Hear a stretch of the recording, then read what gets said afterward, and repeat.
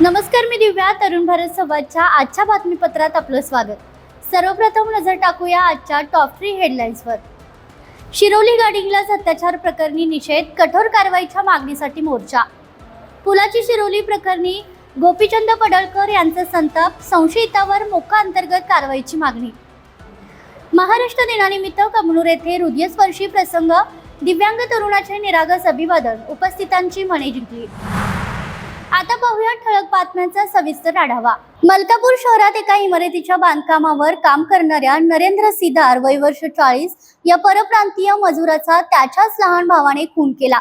कामाच्या ठिकाणी दोघा भावांमध्ये झालेल्या वादातून झटापट झाली आणि त्यात नरेंद्रचा मृत्यू झाला.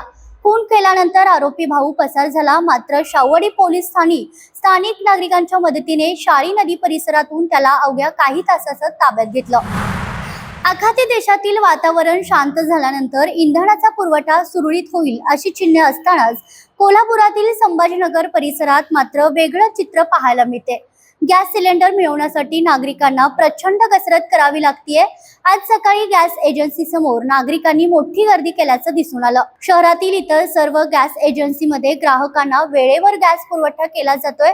मात्र येथील गॅस एजन्सीच्या कार्यक्षेत्रातील नागरिकांना गेल्या काही दिवसांपासून सिलेंडरसाठी ताटकळत राहावं लागते.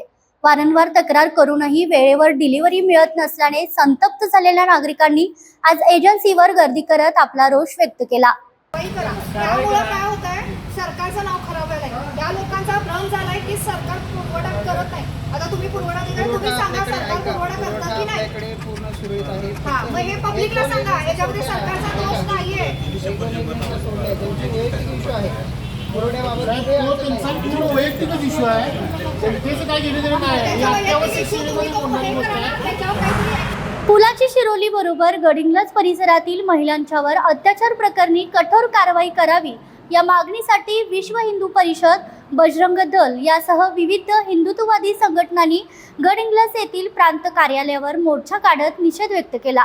छत्रपती शिवाजी महाराज यांच्या पुतळ्यापासून या मोर्चाला सुरुवात झाली. प्रांत कार्यालयावर पोहोचल्यानंतर कार्यकर्त्यांनी घोषणाबाजी करत संबंधितावर कठोर कारवाईची मागणी केली. मोर्चा दरम्यान प्रांत कार्यालयातील अधिकाऱ्यांना निवेदन देण्यात आले.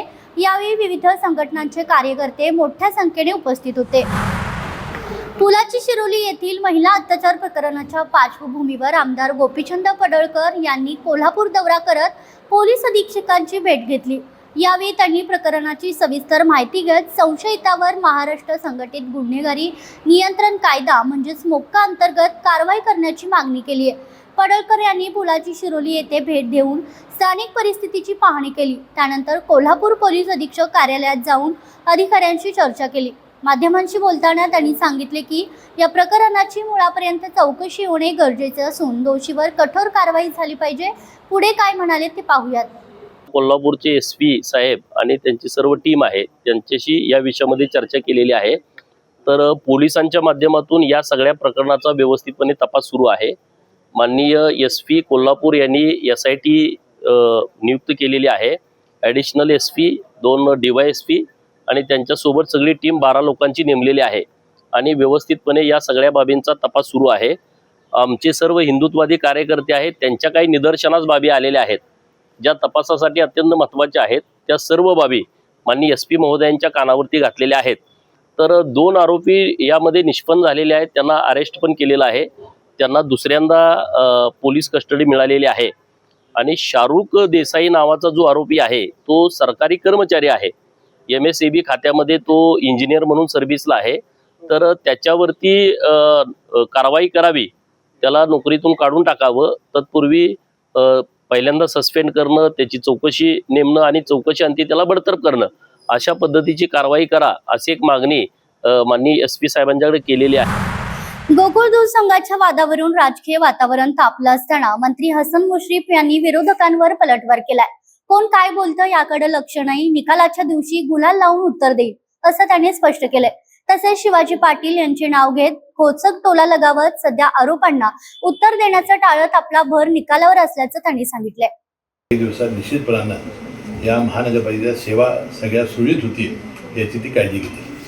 सर, गेल्या काही दिवसापासून गोकुळच्या निमित्तानं जिल्ह्यामध्ये राजकारण मोठ्या प्रमाणात तापल्याचं बघायला मिळते. आपल्यावर देखील गंभीर आरोप भाजपच्याच किंवा भाजपच्या सहयोगी आमदाराकडून होताना बघायला मिळत आहेत. काय सांगाल एकूणच, कारण त्या पद्धतीने हे आरोप होत आहेत खालच्या हे बघा, माझ्या राजकीय आणि सामाजिक 40-50 वर्षाचा माझा अनुभव आहे. यामध्ये अनेक सहकारामध्ये राजकीय आता मी 6 वेळा निवडून आलेलो आहे. 30 वर्ष राज्याचे 25 वर्ष मंत्री राहिलेला आहे.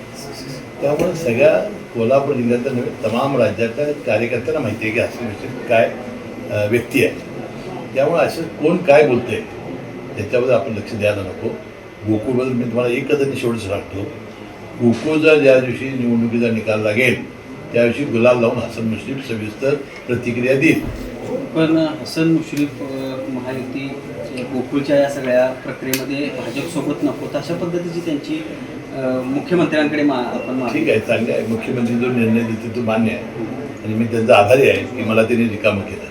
नाही, पण दुसरं एक बाब म्हणजे सतीश पाटील काल म्हणाले की महायुती किंवा भाजप जर हसन मुश्रीफांना घ्यायला तयार नसतील तर मुश्रीफ साहेब एवढा आग्रह का करतायत? महायुतीचे शिल्पकारच आपण असल्यासारखं ते वागतायत किंवा तशा पद्धतीचं त्यांचं, कारण त्यांचं वक्तव्य असं होतं की गेल्या 6 महिन्यात 12,000 वेळा ते म्हणाले की गोकुळची निवडणूक महायुती म्हणून झाली. 12,000 नाही 13,000 वेळा बनावलं असेल.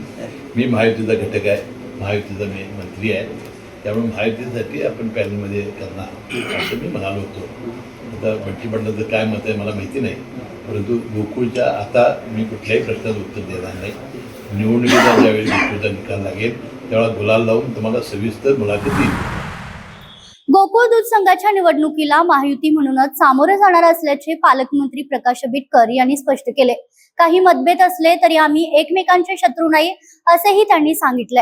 प्रशासक नेमणूक हे केवळ औपचारिक बाब असून कायद्यानुसार मुदत संपल्यानंतर प्रशासक चार्ज घेतो असं त्यांनी नमूद केलंय. निवडणुकीदरम्यान प्रशासक असणं ही नियमित प्रक्रिया असल्याचं त्यांनी स्पष्ट केलंय. मुख्यमंत्र्यांच्या सूचनेनुसार महायुती म्हणून एकत्र काम करणार असून आवश्यक त्या सूचना योग्य पद्धतीने मांडल्या जातील असंही त्यांनी माध्यमांशी बोलताना सांगितलं आहे. आता गोकुळची निवडणूक सुरू आहे, त्याच्यामध्ये थोड्याशा प्रत्येकाच्या मतांतर भूमिका आहेत, त्यामुळे सुद्धा तसे आरोप प्रत्यारोप होत आहेत. पण सन्माननीय मुख्यमंत्री महोदयाने सगळ्यांना सूचना दिलेल्या आहेत. आम्हा सगळ्यांना महायुती म्हणून आपण एकत्रित काम करायचं आहे, निवडणूक आपल्याला सगळ्यांना यशस्वी करायची आहे आणि एकत्रितपणाने कोल्हापूरच्या विकासामध्ये महत्त्वपूर्ण योगदान असणाऱ्या गोकुळची निवडणूक सुद्धा आपल्या सगळ्यांना महायुती म्हणून जिंकायची आहे. त्यामुळे या सगळ्या गोष्टी जरी असतील तरी त्याच्यावरती सूचना वरिष्ठांच्या कडून सुद्धा होतील आणि आपल्याला पुढच्या टप्प्यात या सगळ्या चित्र बदललं दिसेल. विवाह सोहळा म्हणजे आनंद, उत्साह आणि परंपरेचे संगम.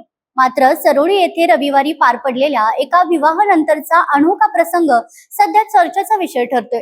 पाठवणीच्या भावनिक क्षणी वधूनेच लेझीम हाती घेत ठेका धरत उपस्थितांची मने जिंकली. सरोळी येथील ऋतुजा हिचा बुक्कीहाळ खुर्द येथे दिलीप यांच्याशी विवाह रविवारी दुपारी पार पडला.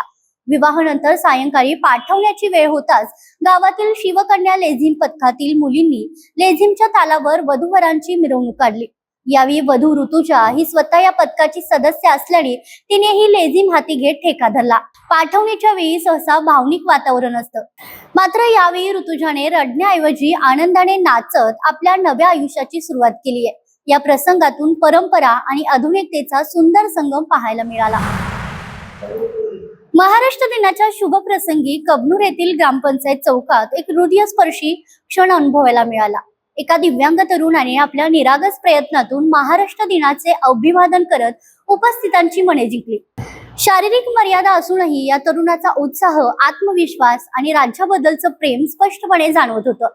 त्याच्या प्रत्येक शब्दात आणि हालचालीतून उमटणारं महाराष्ट्रावरचं प्रेम पाहून अनेकांच्या डोळ्यात आनंदाश्रू तरळले. उपस्थितांनीही टाळ्यांच्या गजरात त्याला दाद दिली. या प्रसंगातून इच्छाशक्ती असेल तर कोणतीही अडचण मोठी नसते हा संदेश पुन्हा एकदा अधोरेखित झालाय. तर या होत्या आजच्या जिल्हाभरातील ठळक घडामोडी. अशाच वेगवान आणि अचूक अपडेटसाठी पाहत रहा तरुण भारत संवाद कोल्हापूर. चॅनलला सबस्क्राईब करा आणि बेल आयकॉन क्लिक करायला विसरू नका. पुन्हा भेटूया उद्याच्या बातमीपत्रात. तोपर्यंत नमस्कार.